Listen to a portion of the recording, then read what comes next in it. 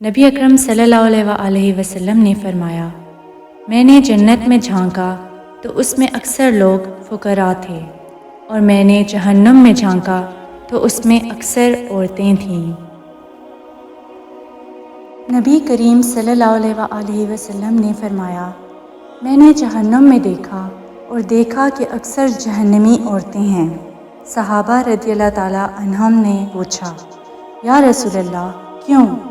آپ نے فرمایا، وہ اپنے شوہروں کی ناشکری کرتی ہیں اور احسان فراموشی کرتی ہیں، اور اگر تم انہیں پوری زندگی فائدہ پہنچاؤ، پھر بھی اگر ایک بار کوئی تکلیف ہو جائے تو کہتی ہیں، تم نے مجھے کبھی کوئی فائدہ نہیں دیا۔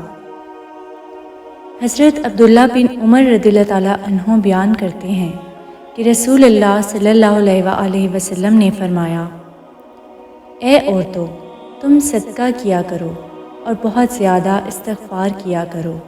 مجھے تم عورتوں کی زیادہ تعداد جہنم میں دکھائی گئی ہے۔ ان میں سے ایک سمجھ بوجھ والی عورت نے حضور صلی اللہ علیہ وسلم سے پوچھا، ہمارے ساتھ کیا ہے کہ ہم زیادہ جہنمی ہوں گی؟ آپ نے فرمایا، تم لعنت ملامت بہت کرتی ہو اور شوہر کی ناشکری ہوتی ہو۔ میں نے نہیں دیکھا کہ کوئی تمہاری طرح عقل و دین میں کم ہونے کے باوجود عقل والے پر غالب آ جائے۔ اس نے پوچھا، یا رسول اللہ، یہ عقل و دین میں کمی کیا ہے؟ آپ نے فرمایا، عقل کی کمی یہ ہے کہ دو عورتوں کی گواہی ایک مرد کے برابر ہے، یہ عقل کی کمی ہے۔ تم کئی دن نماز نہیں پڑھتی ہو اور رمضان میں روزے نہیں رکھتی ہو، یہ دین میں کمی ہے۔ جابر بن عبداللہ رضی اللہ تعالیٰ عنہما بیان کرتے ہیں کہ میں نبی پاک صلی اللہ علیہ وسلم کے ساتھ عید کے دن نماز میں حاضر تھا تو آپ نے خطبے سے قبل بغیر اذان اور اقامت کی نماز پڑھائی۔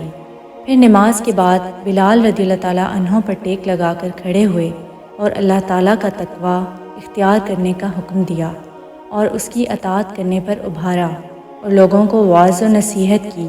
پھر عورتوں کے پاس آئے اور انہیں وعظ و نصیحت کی اور کہنے لگے، اے عورتوں، صدقہ و خیرات کیا کرو، کیونکہ تمہاری اکثریت جہنم کا ایندھن ہے۔ تو عورتوں کے درمیان سے ایک سیاہ نشان والے رخساروں والی عورت اٹھ کر کہنے لگی، اے اللہ کے رسول، وہ کیوں؟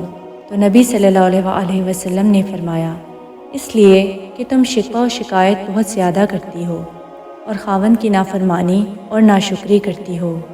جابر بن عبداللہ رضی اللہ تعالیٰ عنہ بیان کرتے ہیں کہ وہ اپنے زیورات میں سے صدقے کے لیے اپنی انگوٹھیاں اور بالیاں بلال رضی اللہ تعالیٰ عنہ کے کپڑے میں ڈالنے لگیں۔